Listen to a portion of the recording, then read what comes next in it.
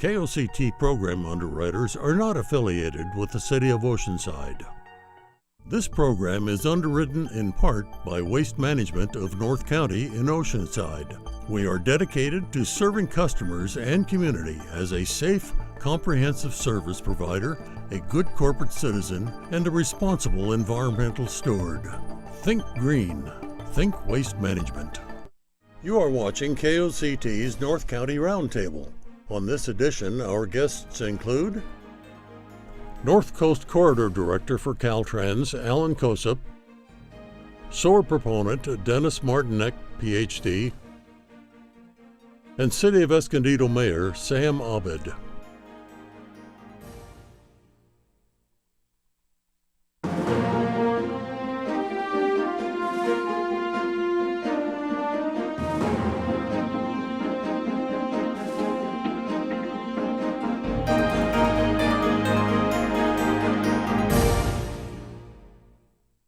Welcome to the all-new North County Roundtable. I'm your host, Kent Davy. On this edition of North County Roundtable, we'll be speaking with CALTRANS Corridor Director, North County, Allan Kosup, about the upcoming freeway and railroad project in Cardiff, other transportation projects proposed for North County. Our next guest will be Dennis Martinek, here to share his views regarding the SOAR initiative and the likelihood of the SOAR initiative appearing on the Oceanside November 2018 ballot. And our final guest will be City of Escondido Mayor Sam Abed, here to share his views on the current state of affairs in Escondido. Our first guest is Allan Kosup. Welcome to the show, Allan. Thank you. Everybody who goes up and down the I-5 in North County through Encinitas sees a whole lot of stuff going on in Cardiff. Can you tell us what's going on? Sure. It's quite exciting. In 2015, Sandag and Caltrans wrapped up basically a 30-year vision statement for I-5. It was a $6 billion set of improvements. And what you're seeing out there now is really the first phase of improvements. And what we're trying to accomplish is we're removing and replacing both the bridge on I-5 and the bridge on the rail bridge there, with the idea of adding an additional track across the lagoon and then an additional lane across on 5. At the same time, we're building the bridge longer to improve the tidal flushing in the lagoon, make the lagoon healthier. Right. And what's really interesting about the project is there's also an adjacent lagoon enhancement project. And we're restoring that lagoon in partnership with the Conservancy out there. And so over the years, the dirt has kind of filled in that lagoon, and now we're extracting it. We're going to do a beach sand replenishment shoreline protection project. All of that under one umbrella of projects. So we're working very closely and collaboratively. Okay, and actual work is underway. Yes.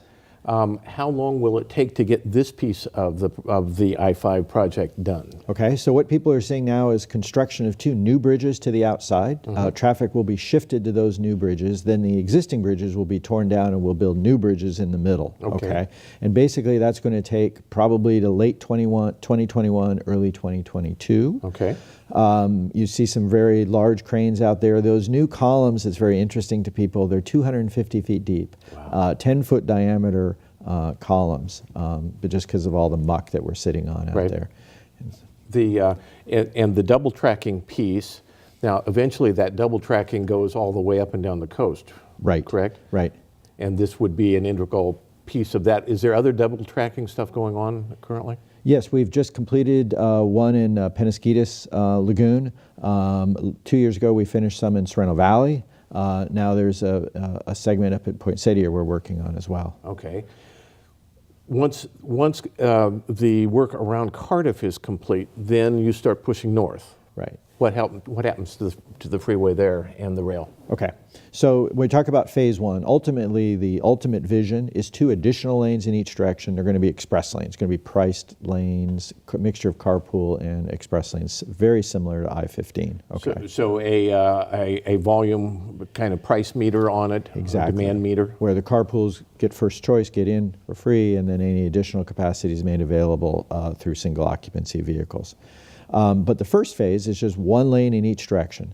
And so the project you see now gets the additional lane to Birmingham. with the big struggle there's getting it over the lagoon. Right. By the end of this year, we're going to begin construction using some of the additional revenue coming out of the gas tax increase. We're going to begin construction on the piece from Birmingham all the way up into Carlsbad. Okay, to Palomar Airport Road. Exactly. Okay. Then it goes, in the planning, then it goes farther than that, though. And when does that happen? So we're working on, while we get this piece into construction this year, we're already starting on design, finishing design for the piece between Palomar Airport Road and 78. And we're trying to line up funding for that as well. And that, again, we would hope to have all of that done by the time the San Alejo Lagoon Bridge is done. So really looking at 2022 to complete that stretch. Based on your guys' experience with the I-15 improvements, and the fact that as the population and demand grows for freeway space, I guess you'd say, here, are people going to see an appreciable difference in the congestion loads one way or the other? Or is this just kind of keeping up with the Joneses? It's certainly a mixture of both. The population of the county continues to grow, and I think folks tend to forget about that, right? And if we had done nothing, the congestion would get significantly worse as people move to San Diego. The idea here is to provide an additional lane where people have a choice. Families and carpools can use that additional lane, and they're going to see a significant benefit, and they'll have a much faster trip if you're in that inside lane. And then just by the fact that you're taking people out of the general purpose lanes and moving them into the carpool lanes, the general purpose lanes see an improvement as well. So I think it's a mixture of both. Is it quantifiable? Do you guys, is that a quantifiable thing that you guys actually studied to definitely. see the impact? Okay. The gas tax went into effect in November. It kind of, in some senses, slides into what the price everybody pays at the pump, but there is considerable political opposition in an attempt to get it on the ballot to repeal it. Tell us how that gas tax is used, and does that go to help this project at Cardiff or on the I-5 corridor, or does it go someplace else, like, I don't know, the high-speed rail? Okay. So let's back up a little bit and just talk about why it was needed in the first place. The state gas tax had not been increased since 1998. And so basically you have 20 years of inflation that have chipped away at the purchasing power of that revenue. In addition, cars got a lot more efficient. So people were traveling more population, but our purchasing power was really cut in half. And we were doing about half the number of jobs that we were doing in the late 90s, right? And so that really put us behind the 8 ball in terms of regular maintenance and keeping the assets maintained.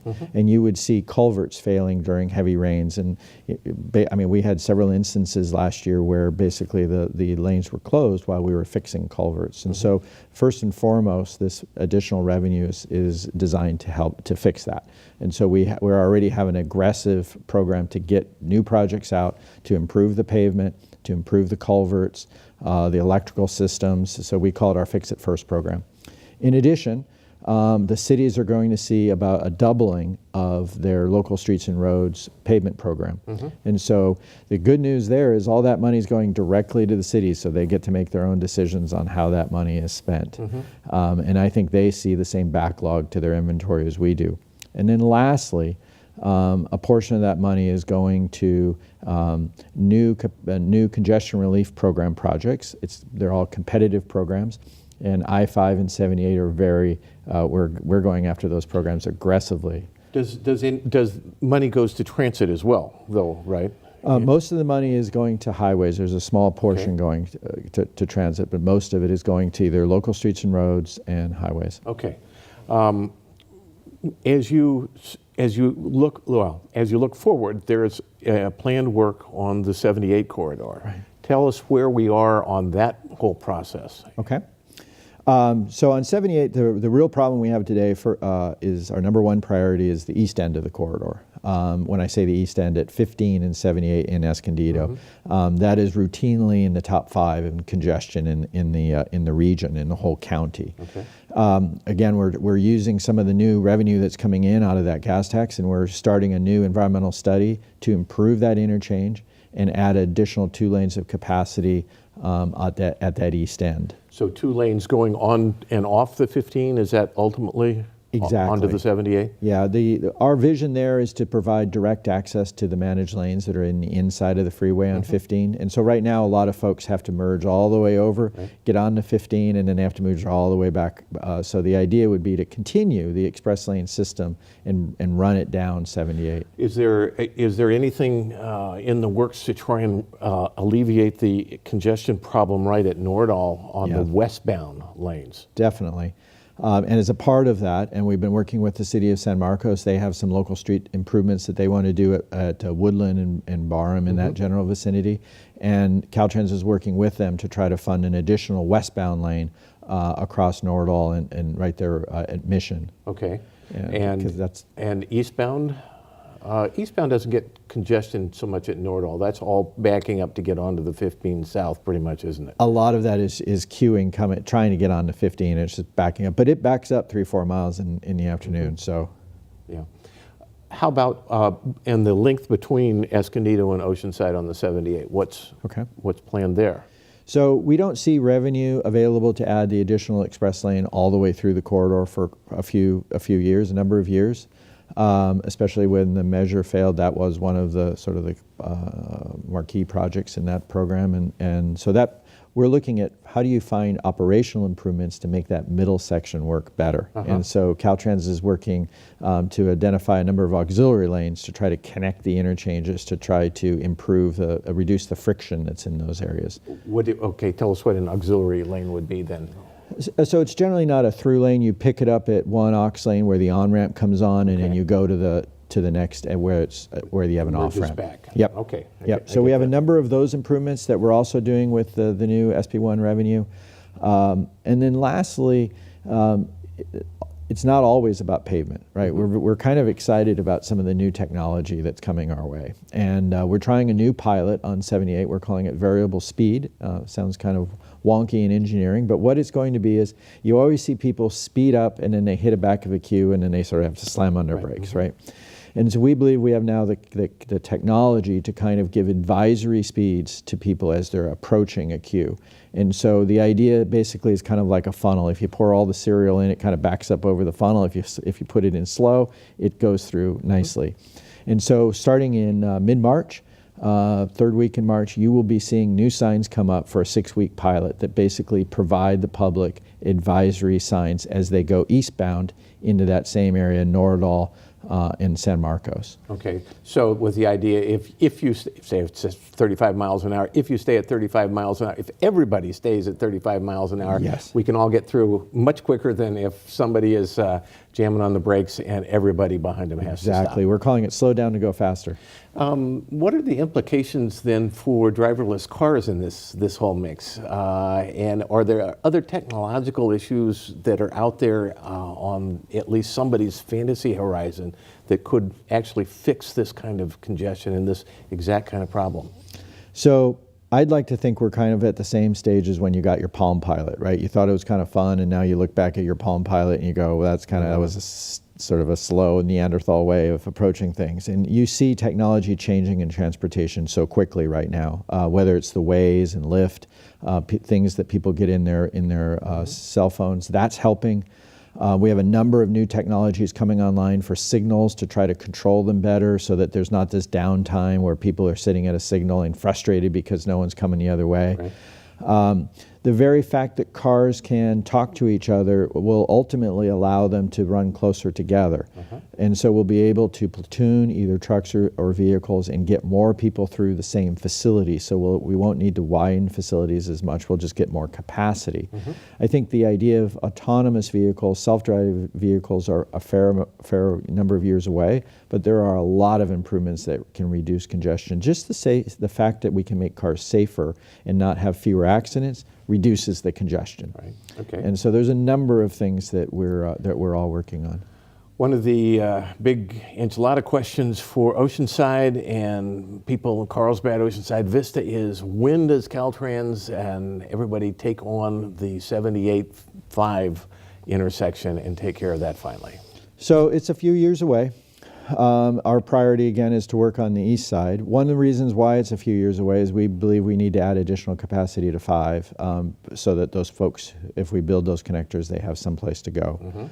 And so I think right now the region is working on their new 40-year plan, 30-year plan, and they're looking at new revenue projections and trying to sort of reprioritize the whole portfolio of projects in the county with their new revenue forecasts. And so over the next couple of years, I think we'll have a better indication of where that job fits in the mix. Is it likely to fall lower in the list? Well, I think the revenue projections as a whole are probably lower than they were last time, especially since Measure A didn't pass. And so I think there will be a adjustment of projects. And for our viewers, could you remind them what Measure A was? Sure. It was a half-cent sales tax increase in San Diego, and it was going towards transit, local streets and roads, and highways. So there is still some work being done on this I-578, right, or planned for this next year. Do I understand that correctly? Environmental impact related work? We were trying to wrap up a feasibility study. We worked a lot with the community to try to narrow down the set of alternatives, and that's something we're hoping to wrap up in the next few months so that we could at least give people sort of bookends of what those interchange improvements could be. Can you describe them for us? I think, at one end of the pendulum is sort of a very traditional connectors, freeway connectors, which have communities always anxious because they're large and they can be, high and just change the community character. So that's sort of one end.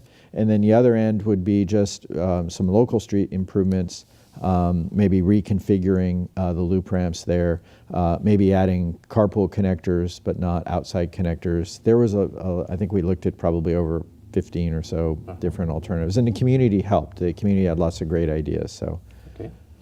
I think tomorrow or Friday, Lori Berman becomes the new director of Caltrans, and she has a connection to us. Can you tell us about her? She was the District 11 director for probably 10 Your years. boss. She was my boss for 10 years, and we're excited that she is now Caltrans director, the whole director of the state. And presumably will give some voice to the needs of this lowest part of Southern California. She's very familiar, and it can't do anything but help have that voice up there. It needs to balance sort of the closer cities like San Francisco and LA to the political. We're out of time, Allan. Thank you very much for coming on and telling us about this. Appreciate it. Thank you. We'd like to take a short break now. Stay tuned for more conversation right here on North County Roundtable. Tips from Tri-City Medical Center. Try a new health class or support group. Classes are available each month and include CPR courses, Alzheimer's, Parkinson's, and stroke exercise, cancer support groups and programming, diabetes and meal planning classes, and a free fall prevention course for the elderly.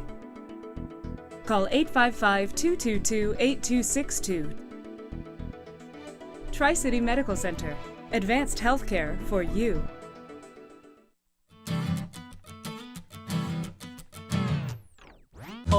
Use motor oil or cocktail of toxins. Dispose carefully, you got lots of options. Never the trash, the drain, or the ground.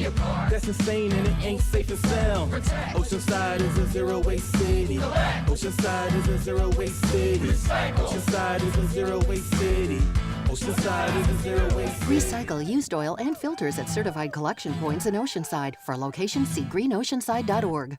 Oceanside Spectrum is a unique talk show that seeks to shine light on local nonprofit organizations in San Diego's North County. Guests from these nonprofits are interviewed by host Elaine Swan about upcoming events, volunteer opportunities, and much more. Oceanside Spectrum airs Monday through Friday on Channel 18 at 8 a.m. and 7 p.m. If your nonprofit organization would like to promote an upcoming event, attract new members, or share your good works, please call 760-722-4433 or email us at koct@koct.org.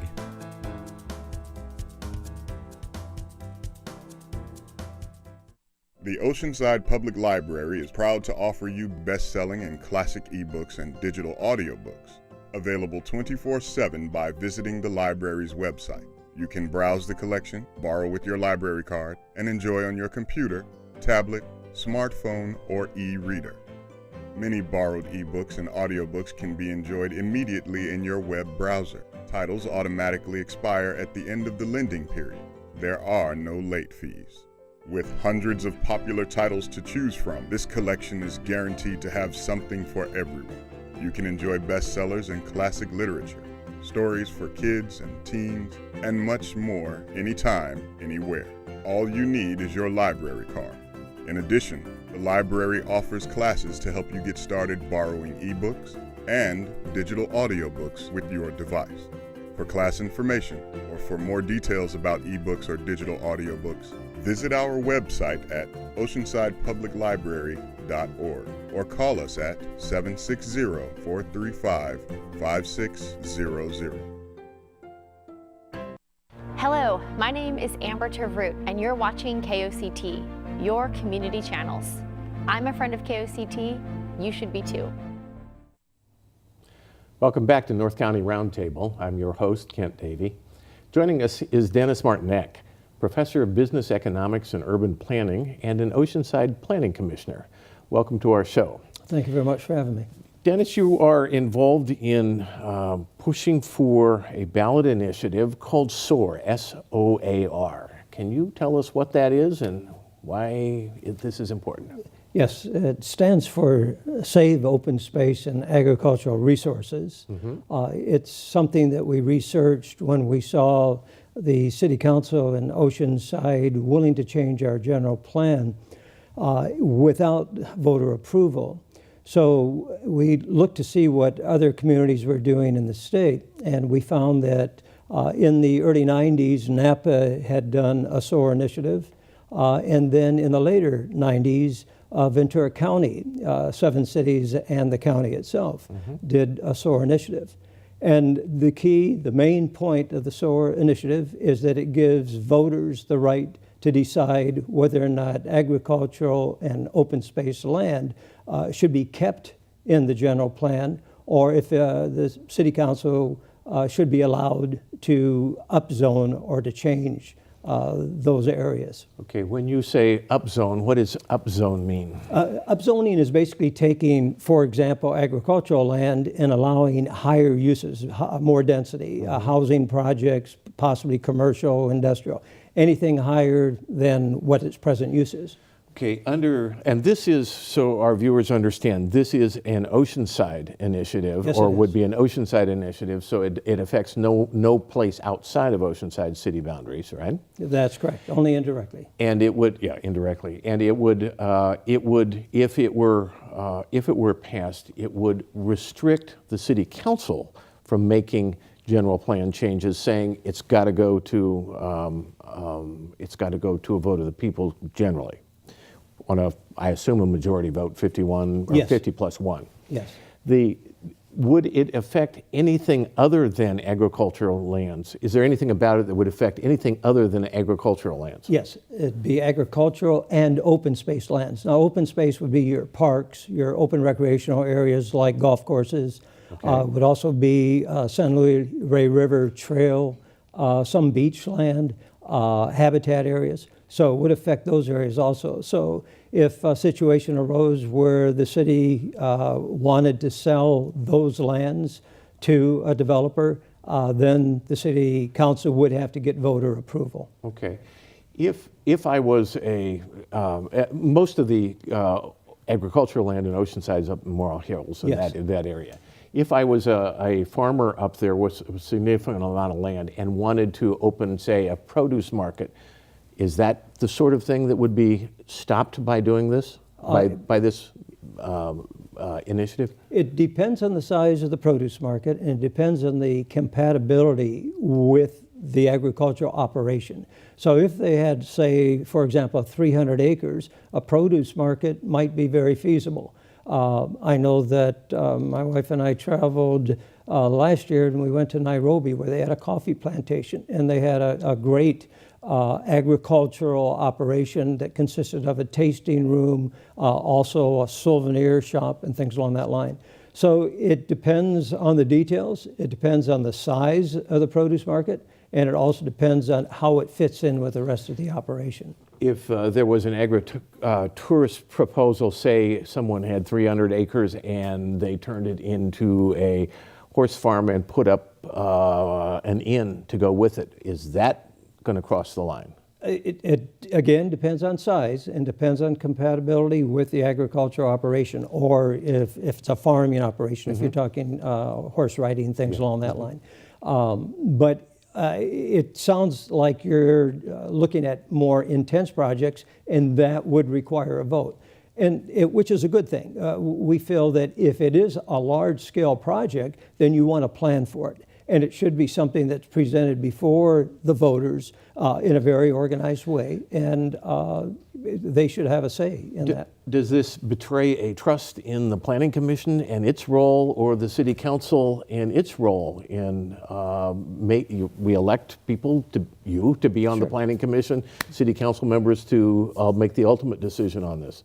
It doesn't. I mean, I know that one of the reasons the Chamber of Commerce came out against it was they stated that it denigrated the City Council. But it doesn't denigrate anybody. All it does is give voters the right. So it recognizes that Joe citizen has common sense and they can make good decisions. Okay. If landowners, some of the larger farmers and the Farm Bureau have expressed great opposition to this.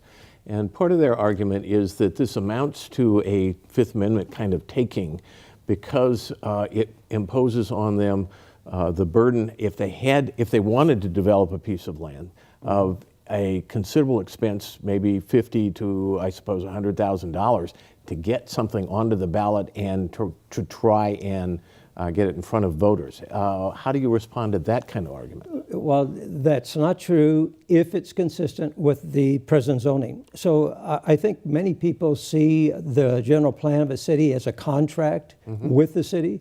If you buy a single-family home in a city and you're in a zoning for single family, you don't expect your neighbor to be building a 7-Eleven or something along that line.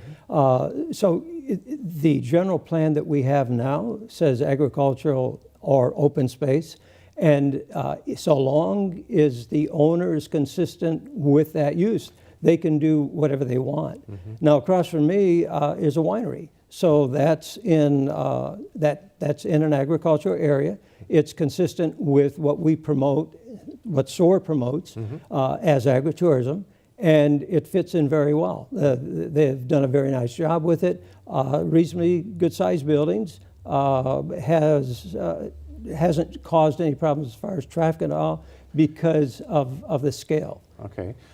Does it concern you at all that a family, say if and I don't know the owners of any of this property, I've got no connection, but does it concern you at all that if my family owned a big piece of agricultural land that I was wanting to be able to retire, move to someplace else in Southern California, and make capital gains off of my land by selling it to a developer, I'm prohibited from doing that unless I get everybody in the, or 50% of the +1 in the city to agree that that's an okay thing to do. Yes, if that developer, or if you're going to upzone it, then you'd have to have a vote of the city, of the citizens in Oceanside. And again, if you know that family bought this land as agriculture, and I don't think citizens of the city should subsidize that landowner by allowing them to increase the use and then changing the whole nature of the area. In Sandag's consideration of what's going to happen to us, this county region, over the next, say 30 years or so, I believe I've read that there'll be as much as a 40% increase in the amount of population. One of the arguments that you make is that this is a way to dampen the impulse to allow sprawl, housing developments to go in. How does that impulse to want to dampen sprawl match up with the idea that, man, we need a lot of housing units to satisfy? It's already to the point where housing prices are pushing it to being unaffordable to anybody who isn't upper middle class. Well, the SOAR initiative is consistent with smart growth, or what the Sandag calls smart growth, and actually Oceanside has a policy to promote smart growth, which is building along the corridors or building in areas designated where they already have infrastructure and they can accommodate the growth. Now, eventually you may have the areas expand, but if you allow sprawl development or development where there is no infrastructure, you're going to be having the taxpayers in the city subsidizing that development. Can you give us a kind of a rule of thumb definition of what you would consider sprawl? Sure, it's building, say, a housing development, or as far as that goes, any other use. It could be a commercial or industrial use where there isn't adequate infrastructure to support it, and it requires subsidization by taxpayers in that community. I see. Okay. You guys have been gathering ballot signatures for some time, since last fall, I think. Yes. Yes, right. Where are you in that ballot process? And how many signatures have you got now? What do you have to get to? We've made good progress. We are over 10,000 signatures at this point.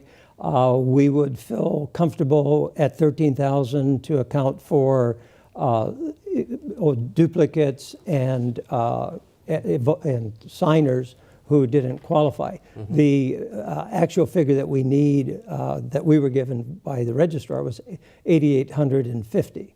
So we've gone over that amount, but again, we need additional people to sign on. We have 2 more weeks left, so we are out there and we are gathering signatures. And this will be to get it onto the November 2018 ballot. That's correct. Right. Do you have, at this point in time, do you have a war chest to prosecute a campaign to get, if it's on the ballot, to get it over the line? Not much of one. We're a poor grassroots operation, but we expect if and when we get on the ballot that there'll be supporters that will come forward. Uh-huh. Can you tell us anything about who, we've mentioned a couple of the Chamber and the Farm Bureau who are opposed or don't agree. Is there any other organized opposition to this that you know of? That I know of at this point. Sure, there are individuals who don't like the concept, but no. Matter of fact, we've had many more supporters than we've heard negative. League of Women Voters, obviously the environmental groups, Audubon Society, Preserve Calavera, and several others. Have either the Democratic or the Republican Party taken positions on this yet? Well, DemCo, which is a Democratic Party in Carlsbad in Oceanside, has. I haven't been able to approach the Republican Party. Okay. So, but we find that there's broad support for it with all political groups. Okay. Just the concept that the voter would get the right to make a key decision on preserving precious resources like agricultural and open space land. Is there in the ballot language, the proposal language, is there anything about a moratorium on all general plan changes and a time limit? Is there any time limit? No, matter of fact, it's consistent with the existing general plan. The existing general plan was well done. And matter of fact, I participated in that going back to the mid-'80s. It was well done, and it did preserve agriculture. It's unique the way it was done, where we worked over the 30-year period and provided buffers so that we have a unique area that's really prime agricultural land. Mm-hmm. It's buffered by the river, by Bonsall, by Fallbrook, by Camp Pendleton, and by Arrowwood development, by a golf course there. So that, again, it's really unique and it's working well. So we're not making any changes to the existing general plan.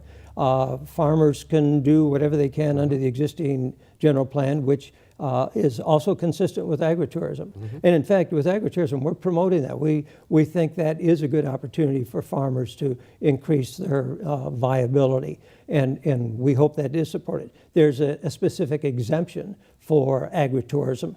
so long as it's what the city of Oceanside calls Tier 1, which is relatively low impact and doesn't require huge amounts of infrastructure. Yeah, we've only got a minute left, but I'm curious, do you know if either in Napa or in Ventura County that these initiatives ended up in any kind of litigation, or was it smooth sailing? No, significant litigation, and it was approved and passed at the Supreme Court level. Okay. So it was found valid, and matter of fact, Ventura SOAR, which is really an interesting group, did an excellent job of explaining the legal process and what they went through. Okay. But it has met the Supreme Court test. Very, very good. Thank you. Thank you for joining us. We have to take a quick break, but we'll be right back with more North County Roundtable. For over 30 years, KOCT has been a community media resource. KOCT exists because of viewers like you who want and need to stay informed about their community. Only KOCT provides local election coverage and live airing of government meetings. Support this public service by making a tax-deductible donation today. It's easy. Go to KOCT.org, click on the donate button, make a monthly or a one-time donation. Help us help you stay informed about North County. Support your hometown television station today. Take pride in Oceanside and get the city app. Help us discover areas for improvement in Oceanside by getting the free My Oceanside app on your cell phone. Residents can download the free My Oceanside City app at the Android or Apple stores. Just search for My Oceanside. While you're out and about in Oceanside, please tap the app to report non-emergency issues needing attention, such as graffiti, abandoned shopping carts, potholes, and tall weeds. The app automatically notes your location, and you can add photographs instantly. This app quickly maps issues you see on the street right from your device. The issue is sent seamlessly into the workflow in Public Stuff and is routed to the appropriate department for handling. Submit these requests 24/7. Of course, you can still call Oceanside Customer Care directly during business hours at 760-435-4500 to submit items. We all play an integral role in public services, and by working together with the My Oceanside app, we can keep Oceanside looking great. Tri-City Medical Center, a leader in advanced healthcare close to home. Diane had no prior medical conditions and led an active lifestyle, but her AFib came out of nowhere. She experienced difficulty walking and would wake up gasping for air. Her condition persisted even after a round of traditional treatments. The most serious complications from atrial fibrillation, or AFib, include stroke and even heart failure. The symptoms can be debilitating. Tri-City Medical Center is a leader in providing the latest in treatment options. Through an affiliation with UC San Diego Health, Tri-City Medical Center's Dr. Grammons and Dr. Cohen were the first in San Diego to perform the convergent heart procedure on a patient with AFib. This breakthrough technique increases long-term success of normal heart rhythm from 40 or 50% to 85%. Diane underwent a successful convergent heart procedure and is now recovering. She is grateful to Tri-City Medical Center and the team of doctors who have helped her and her family get back to enjoying life. Tri-City Medical Center, advanced healthcare for you. Welcome back to North County Roundtable. I'm your host, Kent Davy. The Mayor of Escondido, Sam Abed, joins me in our studio. Welcome to the show, Mayor Abed. Thank you, Kent. Thank you. Sam, you just gave a State of the City address this week, I believe, to a pretty big crowd. Tell us about it. It was wonderful. You know, we are making a difference in our city. Escondido historically has been a agricultural community, and of course now we are 150,000. The population, and we cannot afford to continue to be a bedroom community. So we're making the transition to be a vibrant community. And I think we have taken a balanced approach to growth. We have been balancing the quality of life with the big city amenities and maintaining our historic value as a city and the quality of life. Mm-hmm. As you think about the city of Escondido. There has been a fair amount, and you've been mayor since 2012? 2010. Excuse me. There's been a fair amount of economic growth over the years that you've been in office. Can you give us an idea of how much and what kind? I think mostly, basically, we have turned the city around financially and economically.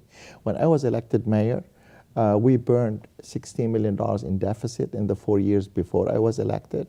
And I promised the voters that we will balance our budget. Since 2010, 7 years in a row, now it's the 8th, we have a balanced budget. We spend what we made, and without using taxes, without also using any reserves. So we have turned the city financially, but economically, I think Escondido has suffered under past policies of Proposition S, the growth control of Jerry Harmon's time and everything else. So we have mitigated that by creating a more vibrant economy. Proposition S is still in play in Escondido, is that correct? To a less extent, because we have done the general plan amendment when we send it to the voters, and we have mitigated most of Proposition S. So we have created the commercial land we need, the industrial plant we need, and then we send it to the voter in 2012, and the voters approved it. So it has less relevance than before. The Proposition S, correct me if I'm wrong, but Proposition S was a measure in Escondido that said that any general plan change had to go to a vote of the people generally. Any increase in density than the general plan, or moving residential to industrial, yes. They want to control the growth, basically, yes. Right.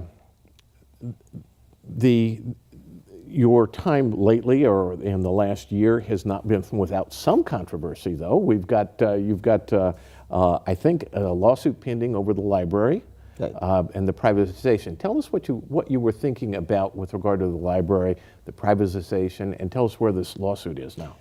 The cities in California are facing a huge public pension liabilities, and not every city is really digging deep in that. We did in Escondido. Our pension liability is going from $20 million a year to nearly $40 million in 4 to 5 years, because PERS have, the dot-com boom and the economy is no longer there. They're not making the 17% or the 10% return on investment. Now it's 7.5%, and not even this is a realistic return on investment. I think what would be a more realistic return on investment is 5%. They reduced the return on investment from 7.5% to 7%, and all of a sudden, our liability went up by 50%. In 4 years, we need to come up with $40 million. And I think having to pay $40 million out of a $100 million budget, that will take 35 to 40% of your budget to just pay the pension liability. Okay. Do you see a path to see city revenues increase enough to cover that? We will. That's why our intense economic growth, it's going to offset half of that liability. But we have also, we are dealing with the outsourcing and having to mitigate that skyrocketing pension increase. The outsourcing of the library was not a popular thing to do, but financially it was the right thing to do to protect the library. If we don't outsource the library, we will not have money for the library. But now we protected the library, and the saving is $400,000 a year in operation.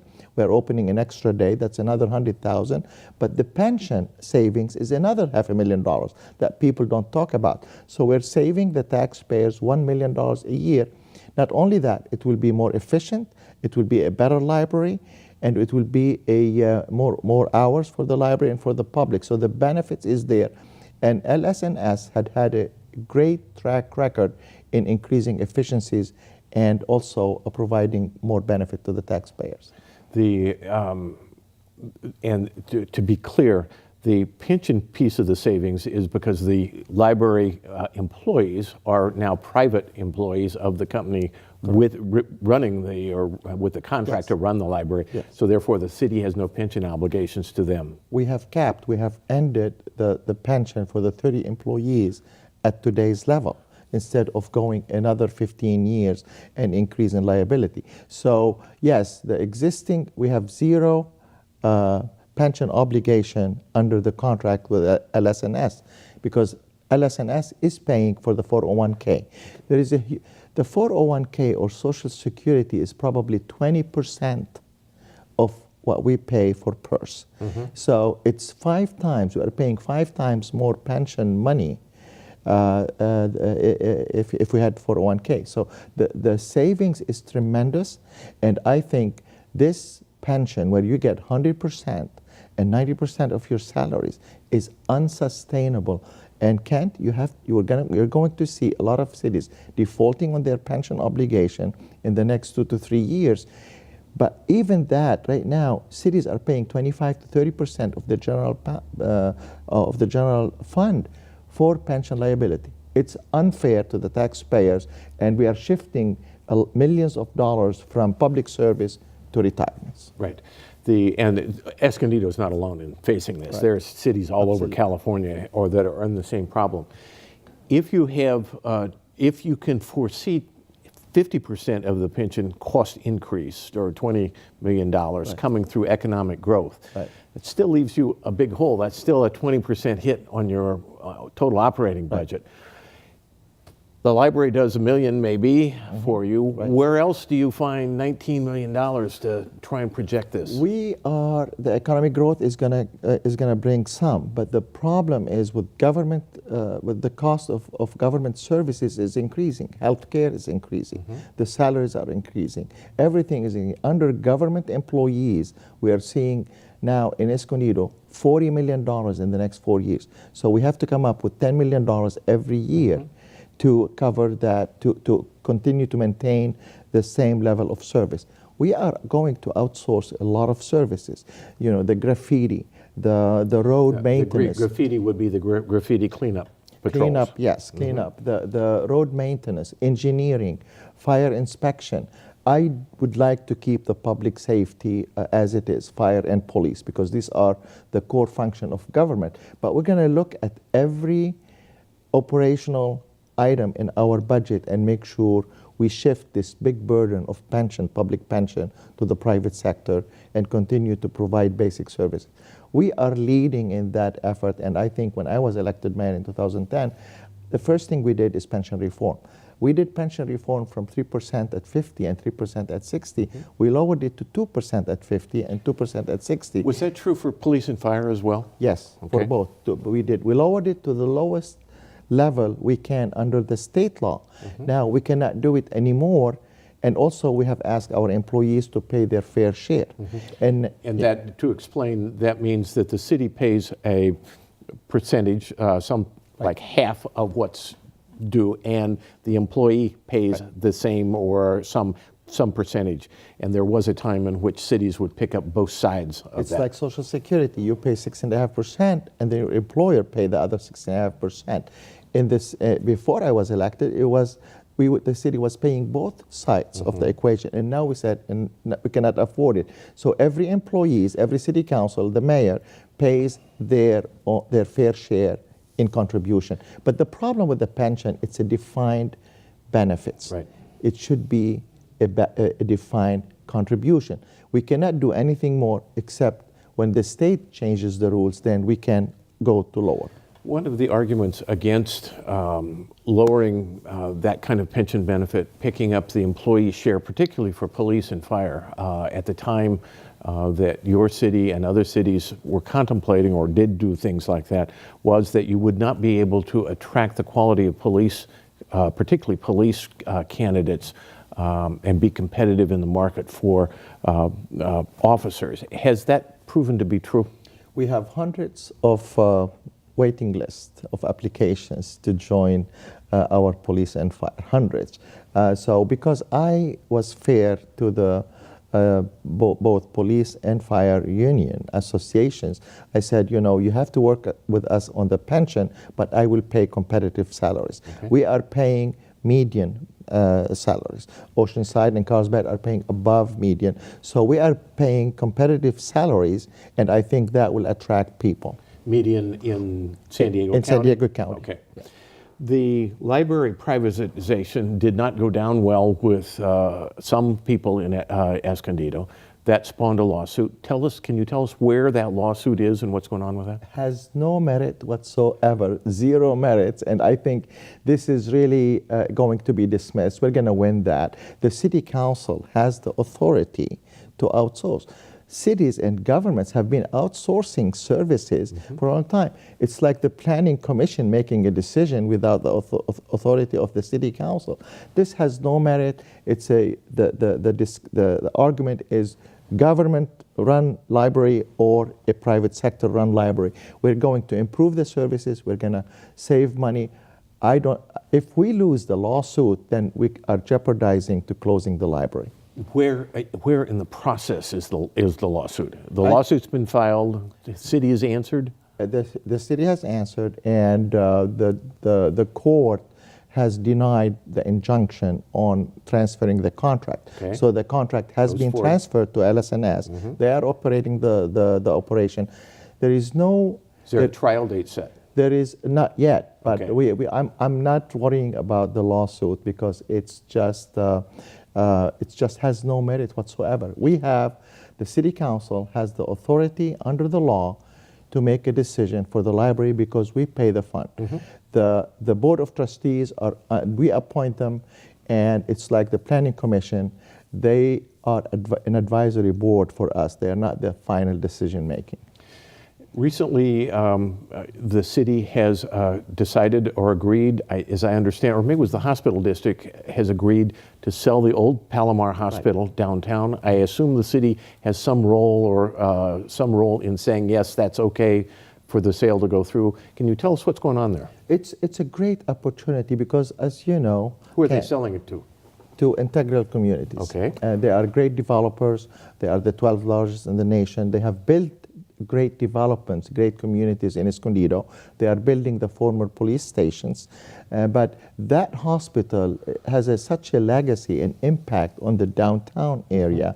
I had a meeting with Integral yesterday, and they're going to build a beautiful community near the transit center in the heart of our city. Right now we have about 800 units planned for the downtown, and the hospital could build as much as another 800. The 800 are over by the old police station. Police stations, right. And several projects in the downtown area, Lions Homes, the Latitude 33, Latitude 2. We have about 4 or 5 projects for about 800 units, and the hospital will double that amount. But I think it's good because it goes with the smart growth principles, where the growth should be in the downtown area where transportations. Will these be a mixed use? It will be a mixed use. Commercial or retail on the bottom? It will be some commercial, some retail, some office. They don't have the final plan yet, but I think that what we have, it is a publicly owned land with the hospital, Palomar, but we have the ultimate decisions on land use. Right. We have been working with the hospital and telling them we want the best and highest use because of the proximity to the downtown. When Palomar Health District decided to build its new hospital over off of I've forgotten the name of the street over there. The Citricardo. Yeah, Citricardo. Yes. Thank you. There was great concern among some of the medical clinics, doctors' offices around the old hospital building that they would lose great value because of their proximity to the old hospital, that those services would go away. That's been some years now with the new hospital operating. Have you seen a shift of practices to move towards the new? What's happened to the medical practices around the old? Some. You know, you're going to have some medical-related businesses that they have moved near the hospital. Now, the Jamie McCann, they are building 2 75,000 square feet buildings, medical buildings, but that's going to be the $3 and $4 a square foot. So we're going to have some, but a lot of services are still needed because of our demographics and the census in the downtown area. So a lot of nonprofit organizations like the Neighborhood Healthcare and others have picked up that load, and they are continue to provide services.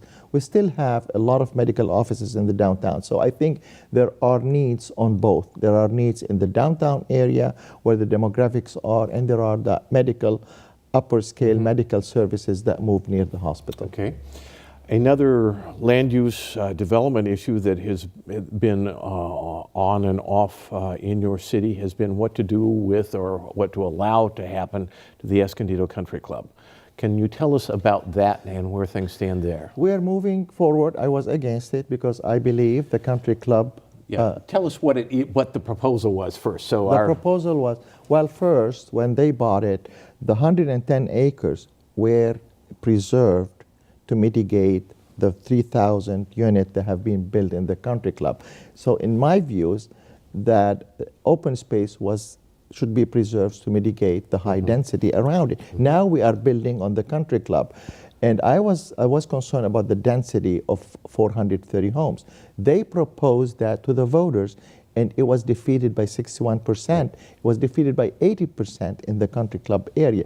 So when the voters have clearly rejected 430 homes, the developer came up with 380 homes or 88 homes, 390 homes, close to what the voters rejected. So I thought I should side with what the voters decided, and now we are moving forward. The litigation is there in the country club area, but I thought a less density of 275, just similar to the density around the country club, would be more appropriate than clustering and increasing the density. But most of under even the new plan, most of the open golf course space would be consumed by houses, though, is that? It would be mostly, yes, mostly. They're clustering, they are doing the 2 stories and leaving some open space. But I believe traditionally the city has respected the density around any development, even with a vacant land. And I think we should have respected that, and we could have built 275 homes instead of 388. So it was the number of homes. But the 3 council members decided to move forward. I respect that, and we're moving forward. As I understand, this week your police chief has turned down by letter a community policing grant of $250,000, saying he did not want to comply with the requirements that of cooperation with ICE, if I understood that correctly? It has nothing to do with the cooperation with ICE. The question was, it's pre-SB 54 and after SB 54, the sanctuary state. The grant required us to hire 2 police officers on a permanent basis, and that would have cost the city another $300,000, $400,000 a year. And that was the issue, because we are fully staffed right now. We have 155 sworn police officers, so the question was purely financial. We're going to continue to cooperate with ICE under SB 54 under the law. It's making it difficult, but SB 54 is hurting. It's making our communities less safe. Okay. I think we're about out of time, Sam. Thank you very much for coming in. Thank you for watching this edition of North County Roundtable. Don't forget, you can watch or share this episode by going to KOCT.org.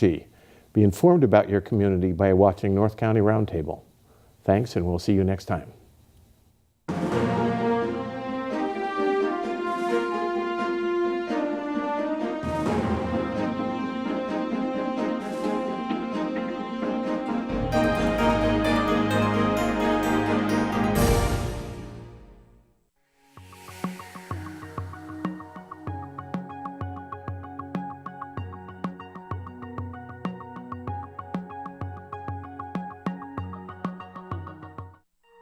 KOCT program underwriters are not affiliated with the City of Oceanside.